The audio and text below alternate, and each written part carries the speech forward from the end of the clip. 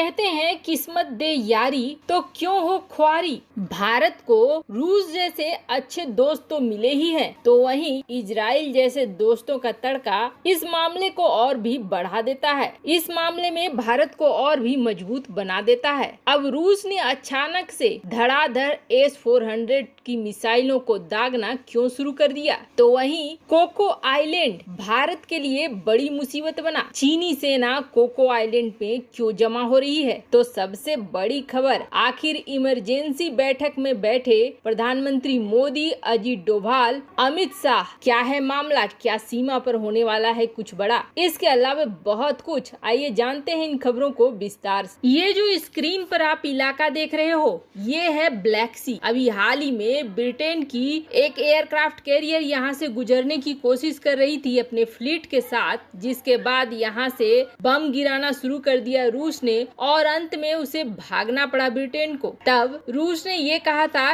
कि ये बम अभी हमने सिर्फ चेतावनी के तौर पर फायर करे हैं, अगर अगली बार ब्रिटेन आया तो वो उसे छोड़ेगा नहीं। अब ऐसा इसलिए है क्योंकि ब्रिटेन और यूक्रेन के बीच समझौता हुआ है कि दोनों एक दूसरे के नौसेना में मदद करेंगे, नौसैनिक अभ्यास करेंगे। अब इसी के कारण ब्रिटेन वहाँ पहुँचा था। यहाँ तक की बात नेवल बेस बनाने की भी हो गई है। इस इलाके में अगर नाटो के किसी भी सदस्य का नेवल बेस बनता है तो इसका सीधा मतलब है कि नाटो उस बेस का इस्तेमाल रूस के खिलाफ करेगा। अब यहीं पर है क्रीमिया। क्रीमिया का मामला जब भी आता है पुतिन पूरी तरीके से बौखला जाते हैं। अभी रूस ने यहाँ पर युद्धाभ्यास करना शुरू किया है और ये कहा है कि दुनिया के कोई देश यहाँ पर 6 महीने के लिए नहीं आएंगे, लेकिन फिर भी बीच बीच में कोई न कोई आ ही जाता है। अब ऐसे में रूस ने पूरे युद्ध की तैयारी जैसी कर ली है। रूस ने अपने S-400 और S-300 जो कि पुराने हैं उन्हें और भी ज्यादा घातक बनाने का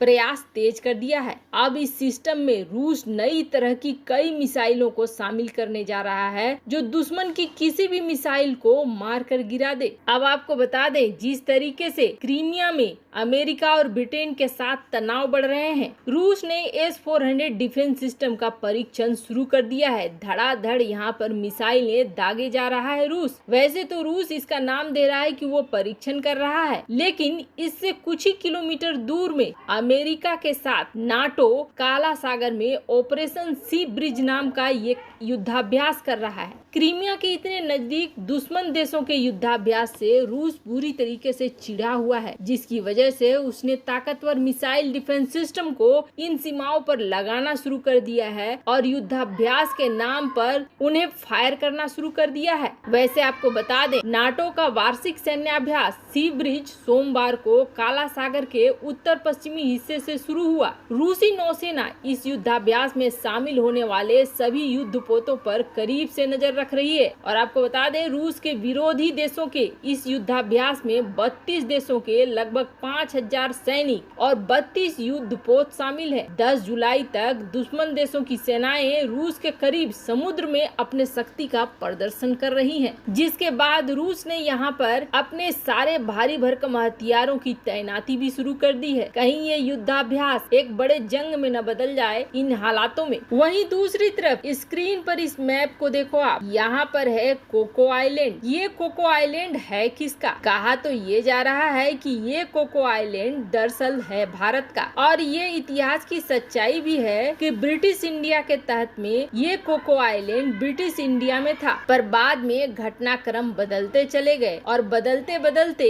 ये हालात हो गए कि ये कोको आइलैंड चला गया म्यांमार के पास यानी बर्मा के पास। और इसी कोको आइलैंड के लिए अब चीन बड़े जाल बिछा रहा है और भारत के लिए बहुत बड़ी समस्या खड़ा हो रहा है। दरअसल चीन बांग्लादेश, म्यांमार, श्रीलंका इन तीनों देशों के द्वीपों का इस्तेमाल करना चाह रहा है। हम्बनटोटा पोर्ट को तो उसने कब्जे में ले ही लिया है। बांग्लादेश के रास्ते भी भारत के लिए सुराग करने की जगह ढूंढ रहा है। अब म्यांमार भी कहता है कि कोको आइलैंड उसका है और उसने किसी को लीज पर नहीं दिया है। चीन भी ये कहता है कि कोको आइलैंड को उसने लीज पर नहीं लिया है। लेकिन अब जो रिपोर्ट आ रही है वो रिपोर्ट ये बता रही है कि कोको आइलैंड को चीन ने न सिर्फ लीज पर ले लिया है बल्कि इस आइलैंड के आसपास चीनी बेस बन गया है और यहाँ चीन ने अपनी सेना, अपने एयरक्राफ्ट्स को उतार दिया है। अब इससे भारत को क्या हानि है, तो आप देखिए इस इलाके से भारत के ये जितने कोस्टल एरिया हैं, इन सब पर न सिर्फ नजर रखी जा सकेगी, बल्कि कोको आइलैंड से कितना नजदीक है मलक्का स्ट्रेट। भारत की अमेरिका की रणनीति ये है कि मलक्का स्ट्रेट पर वार किया जाए जब युद्ध की स्थिति हो, लेकिन अगर यहाँ पर पहले से चीनी सर्विलांस बैठा होगा तो ये काम बहुत मुश्किल हो जाएगा। अब